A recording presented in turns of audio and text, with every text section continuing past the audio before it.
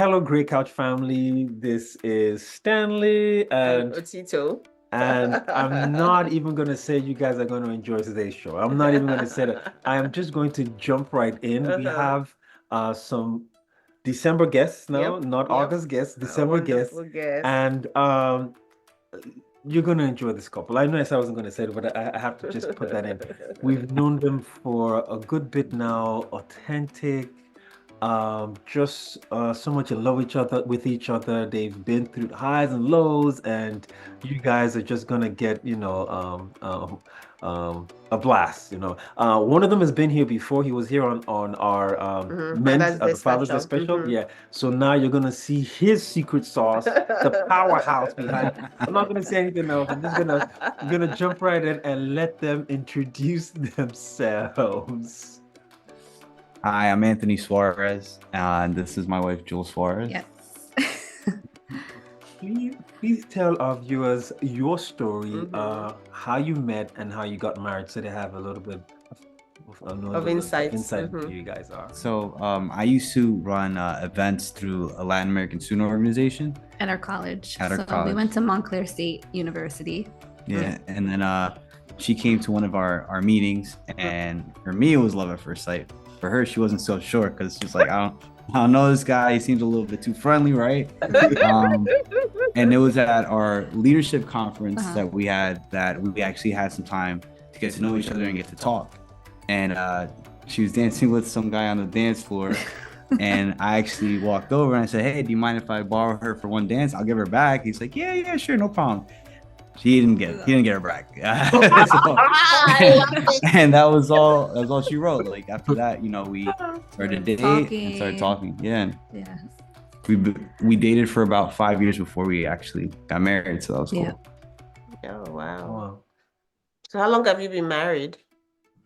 It's gonna be 6 years in March. Coming 11th. up, March 11th. Okay, that's nice.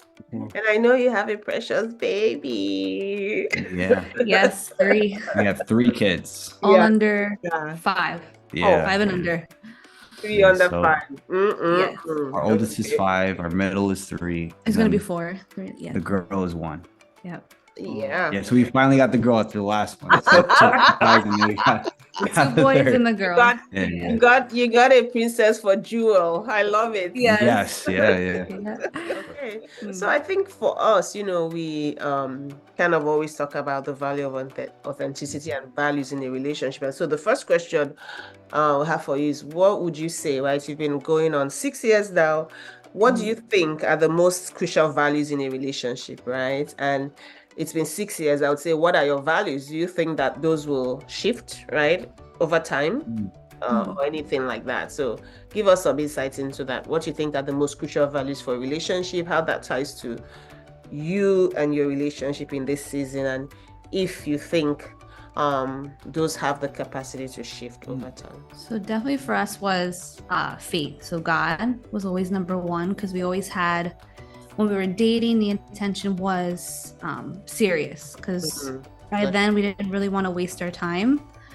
So we were looking to possibly, down the road, this would be to settle down for marriage. Get married, so have kids. We knew God would be the center, and we would raise our kids knowing God. We just had to figure out what faith at that time. Right, because she was raised Catholic and I was raised Pentecostal. Oh, yeah. But I was always kind of questioning. So I think that was, but we always had God as the main. Yeah, I think when we met, it was interesting because I was also at that point too. But I was more open. So we'd go to like Catholic services, and I'd ask her, I'm like, wow, this is amazing. What does this mean? What does that mean? She's like, I don't know. It's like they're throwing water at us. And she's like, it's just, they're baptizing us. I was like, okay, cool. And then I'd like look it up and be like, oh yeah, so like when a kid gets baptized, it's like being born again. And, and she's like, oh, that's cool, I guess, Yeah. But for me growing up, faith was always about having that relationship with God. And I think what's great, being able to bring our family to Liquid too now, is like Jewel gets to see the kids actually build that relationship with God, and we pray every night, and they know Jesus, not just as someone from the Bible, but as an actual person that cares about them. Okay. So that's interesting that that you kind of touched on that, because that's a big one, right? I feel like for us from our part of the world, and for both of you from your part of the world, Catholicism is huge, right? And Catholics are Catholics. They're Catholics, yeah. They don't take kindly to the fact that you, Anthony, took Jewel out of Catholicism, right? I'm just kidding, but it's interesting. No, but right, absolutely. Yeah, it's interesting that you were raised Catholic, she was raised Catholic, and you were raised Pentecostal, but you still came to a middle ground. I think is what I'm trying to say, right? And that speaks to just that whole shared, I think, like shared value. Yeah, like a value, right? Like, so it's not so much about you took me from my religion to yours, as opposed to how can we come to a middle ground here, right? And like she said, she was already in this place of, okay, I have questions, I have things that I want to know more about. And so, yeah, I mean, I would say the same thing if it was the other way. So this is not necessarily because you moved her from, she moved from, if the person too moved to Catholicism, I would say, okay, that's big, right? Because for some people, religion is just like I don't want to say no, and they don't touch it. It's like, right. Not working for us, then let's just agree to disagree or not date or things like that. So to think that you were able to walk through that and you're in a good place, I commend you, I think is what I'm trying to say. Yeah, I think it was a journey, right? Because when I proposed to her, I had to ask the father for her hand. And I waited till she went down to Florida for vacation because we were always together and didn't want her to know, make it a surprise. And I call my mother-in-law and I'm like, oh, there's something wrong with my luggage. Can you put on Dad? And she's freaking out. She's like, oh my God, he's not gonna make it. The luggage is missing. And it's like, no way, Mom. I want to ask for Jules and okay, the luggage, Joe, the luggage. So put them on. And the big thing that he's like going on about is that he wants us to raise the kids Catholic. Okay. And one thing I don't like to do is to compromise on my beliefs. So I said, I can't promise you that, because personally, I believe that faith is a personal decision, right? Like that's something that I want my kids to come to on their own without being forced into it. And I want to honor that. I want to honor their autonomy. So I said, what I could do is I'll raise them knowing God. And I'll promise you that. But whether they want to be Catholic or Christian, that's really up to them. That's my belief. And he respected it. And he said, you know what, Anthony, I think you're a good person. You have my full confidence and support. And with that, I tried to get down to Florida, but there was a whole bunch of stuff that happened there. There were delays, right? Oh, no. So the actual flight. I went and picked up the ring, went to the airport, and then the flight got delayed twice. So then the third time, they just canceled my flight. So I almost didn't go down to propose. So then I'm over there talking to like the flight people, and I'm like, listen, I gotta go propose to my future wife. Please, you gotta get me down there. And somehow, some way, they found a flight for me to get me down. But Jules, were you crying? Yeah, I was crying because it was gonna be on my actual birthday that day, so I was expecting him to like come for the dinner, but she had no idea. She had no idea I was gonna propose. But I was just gonna say like also to tie in with like because also we wrote like the other values was like respect and fairness, so it does tie in because I think we did respect each other's opinion, and we're all about fairness, especially now with the kids. I think having kids, because especially with like siblings, we're trying to, you can't avoid the sibling rivalry. It's going to happen. The competition's going to happen. But I think just from like personal experience of what we've seen with other siblings, and then like what, I don't have siblings, but what you went through, and that, or also like what my cousins, and then what my parents would tell me with their siblings, we were trying to not, I guess, like pin them against each other in a way that their parents may have done. So Right. I think that's the value. So it's like God, respect, and then the fairness. fairness. So it And that just started comes from together. when we dated, you know? That's interesting. So not just fairness between the couple, but that to ensure that with the children, you're Yes, treating fairness. everyone. Wow. Also interesting because some people would tell you that that is not entirely possible, only because Yeah. the time that you have the child, right? The season of life that you're in, your age, a lot of things influence how you parent a child. But if you're more aware, then you just Right. be mindful, about that. Yeah. You guys have already started to answer the second question. Okay. But I'm just going to throw it in there or out there. And it's been said that smart or successful couples work or walk together, whatever you prefer, and they let their partners influence them, and I hear that in what you're saying with different families of origin, different religions, as it were, and just letting each person influence the other. The question I have is that what are some difficult conversations that you've had in the past, and why were they so difficult? If you could give us some context. Did you was there any influence? Did any influence come from the other party, right, on the conversation? Is that what you're asking? Yeah. How are you able to? Okay. How are you able to, I guess, see that? Okay, I might not. You said in the beginning, I might not like this, but I'm gonna go with it because it's very, very difficult. I mean, you've been living a certain way all your life, and somebody else comes, no. If I want to use a mundane example, there's toothpaste or toilet seat up, down. You've been doing it the whole way, or just the way you wash dishes or clothes. And in some cases, it's not wrong because sometimes you see this is not just an affront on me, but it's also on my family. We've been doing this our whole lives. You can't come tell me this is wrong, But it's challenging, But this person, but then you're not enjoying the vibe they're giving you. How are you guys able to circumvent that? So I wanted to bring up the conversation we had with your dad about the faith, because although he was, adamant about it, there were some times where we hit like some snags.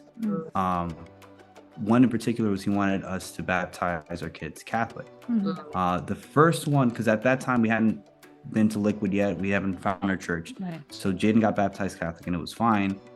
But then by the time Joseph came around, and Joseph's named after him, right? It was a bit more difficult because we couldn't really say we were Catholic. And then when we had to go through the process of doing the baptism, the priest said, okay, are you Catholic? And we were like, no. And he's like, well, why are you doing this? It's like, but I mean, we were honest. Yeah. And I think you were okay with it because you felt like we were honoring your dad with that. And then I think moving forward, he understood that, okay, our faith has changed. And with that, the way we practice it has changed. And he started to respect that. And I think he did appreciate that. I think he did start to realize like we actually were doing it for him, even though we didn't agree with it, but we took that extra step to kind of honor him. So I think he realized he did appreciate that. Yeah. And I think with the difficult conversations, that's the guiding principle: respect and honor, which means to allow whoever we're talking to, whatever they say, have weight on either your heart or what you're feeling. Because if you take it lightly, then they're going to feel disrespected. They're going to feel like you're not listening to them. So, I mean, there's some points, I think I could bring up like the cleaning, right?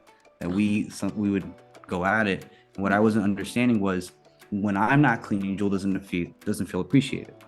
And she thinks that it's just me either avoiding it. But then one thing that I struggle with is ADHD. And I've been to therapy, got diagnosed, tried some medication. So it's a process, right? And Jewel sees that. And I think, now there's a lot of grace that Jewel gives me, because I think sometimes I know it's not on purpose. It's not deliberate, right?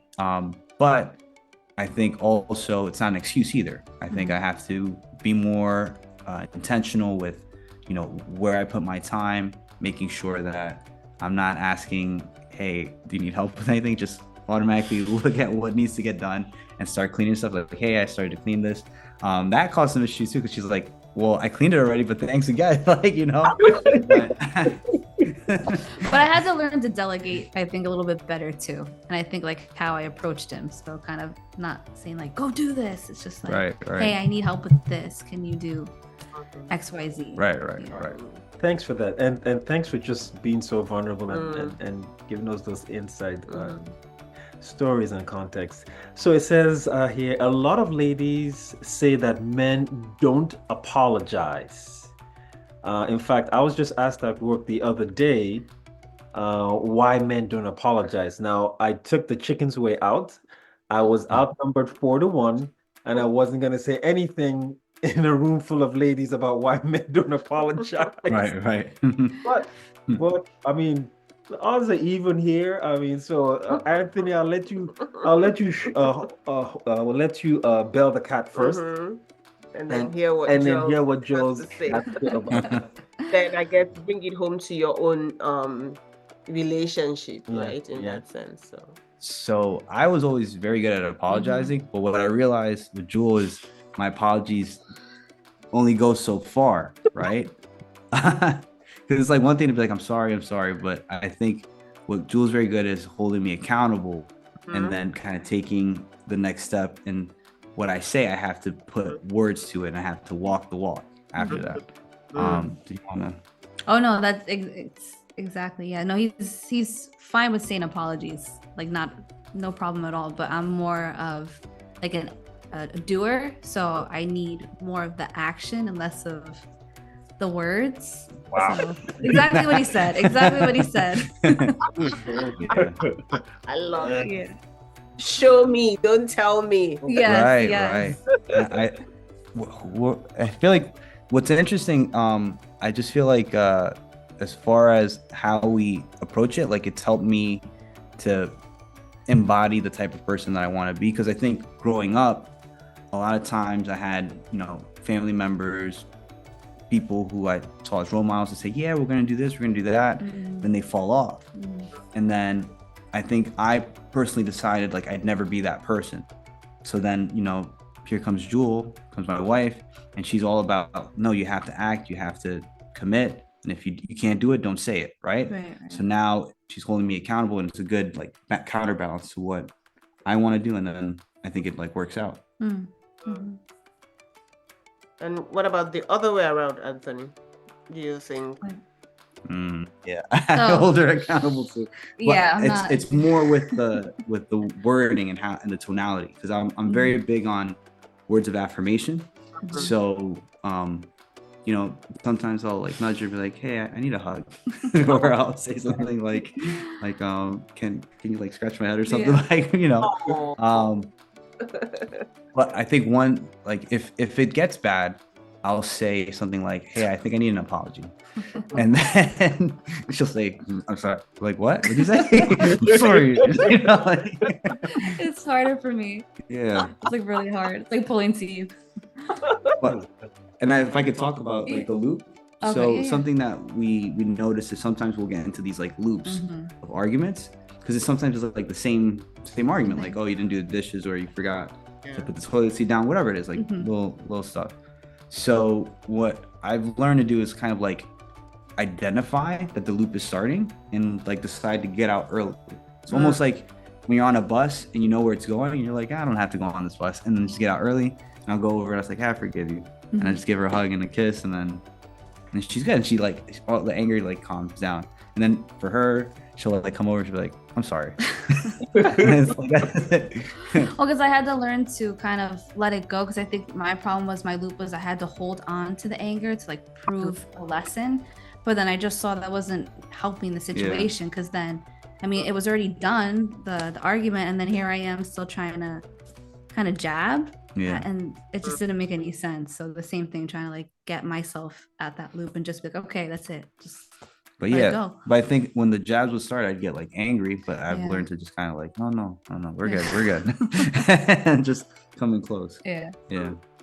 Something you said, Joel, that I want to pick up on of this doesn't make any sense. And I think that's the honest truth. Like sometimes, right, when we get into those loops and our responses and all, when you sit back and think about it, when things have come, you're like, that didn't make any sense, right? But because we're so kind of used to a certain way of being, it's just like, it's difficult because like shedding skin, you're like, oh, and then you say, I'll do better next time, and then the loop comes back again, and you're like, what is this, right?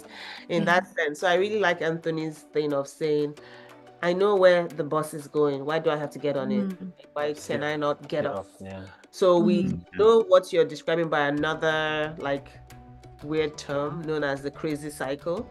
Crazy cycle being that's what it feels like though. it's like oh my god, here you go again. Being like, oh, that's what you're describing. When you said it, I'm like, he's talking about the crazy cycle, and it's like a washing machine, right? That just keeps spinning, and it's not going anywhere, spinning, vibrating, and it's not going anywhere. And some people are just used to this turning on the machine frequently, right? And just not knowing. So the point is, you can choose to get off, right? Choose to turn off the machine. Choose to not let it, keep spinning.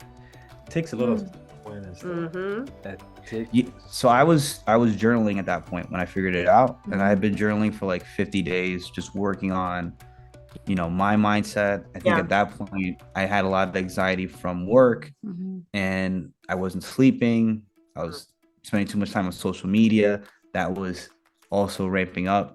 But there was another cool thing that was happening. I think Liquid was talking about 40 days of prayer and moving mountains. And then I decided to take that time to also reflect and journal. And that's where, the loop, it was so obvious. Like, what's leading up to it? What's happening? What's the trigger? And then I saw it's like a loop, and it just keeps going and going. And I'm like, So here's where, and I showed her, I'm like, look, this is where we sat down for coffee. And I'm like, this is what I figured out. And I think what I want to start doing now is just getting off early. Right. So when this argument's happening, I'm just going to come up to you and I'm going to hug you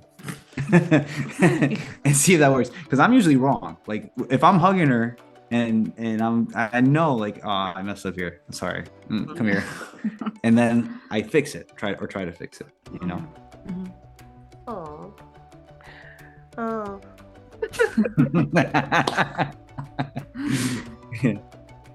Something about young love, like it's so hopeful, right? In that sense, and that's just what I'm sensing from you people: the enthusiasm and the energy. I am not usually always wrong. Yeah, mostly always. There we go. I can work with that. Yeah. Not usually always. Have you ever? Always. So I'm gonna put you on the hot spot now. Have you ever apologized when you were right, just so that way the conversation can move forward? Tino, just like Actually, yeah. I want to get to the point for that. I actually did. Yeah. Are we thinking of the same one? Are you thinking of? I'm not thinking of any because you've more done it before. One of one. I'm gonna make this one. Okay, tell me the one you're thinking. No, Because that's not the one. That's you're wrong. And that's the mostly usually. Right. But no. So I mean, the other thing that we wanted to kind of touch on, and you don't have to go there if you don't want to, but it's the question of cultures, right? Families of origin and cultures, and how that has influenced your relationship. I mean, Anthony, you kind of mentioned, right, that there were people in your family of origin who didn't keep to their word, and I think you've kind of maybe also let me mention that I'm also very particular about that. Like if you tell kids, right, this is with kids, and I don't know why I pick on kids first, because I feel like even adults deserve the same treatment. Like if you say you're going to do something, just do it, right? And if you're not going to do it, you have to explain to them this is what, and not just expect them that they're just going to understand. Like humans are meaning-making creatures, and we're going to close that loop. However, children are very meaning-making. Like they will read things, into it, and if they're not able to express it to you, they'll keep it in, and then it shows up later else. on. So Yeah. And yeah. so I think for me, right, I'm just like, how, have your families of origin influenced the way that you show up, right? Both good, not so good, and what's the legacy that you want to leave for your kids, right? Knowing that your kids know your parents, it's not like they wouldn't know them, they're going to know them for a while as well. How do you want to bridge that gap? Yeah, sure. So, I'm smiling because it was like very hard. Once the second born, and also because of COVID, it raised a little bit once of marriage honestly starts, because I was Yeah. gonna say, like, Go ahead, I go ahead. think when you like date and then you're even engaged, you're still in kind of like the honeymoon phase. Yeah. Like, you're still trying to be on your best behavior. Yeah. I think once we got married, that's when everything came out. And then yes, go ahead. But then COVID. Yeah, so we didn't. I think, like Jules said, we were trying to be on our best behavior, and then when everything came out, we saw like what the parents really felt about us, how family really acts, right? And that's where a lot of the issues came in and the difficult conversations, right? Because I think when you're first married, you're trying to defend your family and justify some toxic behaviors, but then you start to realize, wait, Jules right, and oh my gosh, like some of my family members are narcissists. Oh, what am I gonna do? And it got to the point that we ultimately said, okay, maybe we need to give them some space and really focus on our family. But before we did that, we had an honest conversation with the family members who we felt were clashing a lot, but we also wanted to have a relationship with, right? Particularly our parents. And we gave them an ultimatum. I think we itemized everything that we felt was important to work on. Not necessarily to solve, right? Because we get it. Like, these It's are hard things. to change. Yeah, especially if these are habits that they built over a lifetime, right? But we presented it in a way like, well, if you continue doing this is the effects it can have on our kids. And we position it like, we care about you, we love you, but if it doesn't work, we got to break up. Like, we got to take some space, and during that space you can work on it, go to therapy, and we're going to work on us. And then when you're ready to come back 100%, our door's open. Yeah. And I think what I can share is, I think there's been a lot of progress since then. Some things are like how they talk to other people in front of our kids, how they portray themselves, but also honoring and respecting our faith and how we raise our kids as well. That must not be easy, because that's kind of very countercultural. Like, I always tell you that sort of the Hispanic and African culture is similar, right? In the sense that family is valued very highly. Yep. And so I'm looking at you and thinking, did you get a lot of flack for this? Because this is like the leaving and the cleaving, right? Like, this is when, the Bible says you leave your family or your mother and your father, because that's literally what you did in action, right? So I'm wondering if you got a lot of flack and Jewel got a lot of hate, right? Haterade for all of this. So it was the opposite. I thought her parents were going to take it hard. They took it very well. Okay. And Jewel brought up like the adoption, right? So I'm adopted. So my parents are Caucasian. So basically I was raised in more of a white household. So I don't really have that Latin background. So that was very, I guess, culture shock when I met his family. But a lot of the sit down was due to the adoption, because they would also, because they knew obviously I'm marrying a Dominican.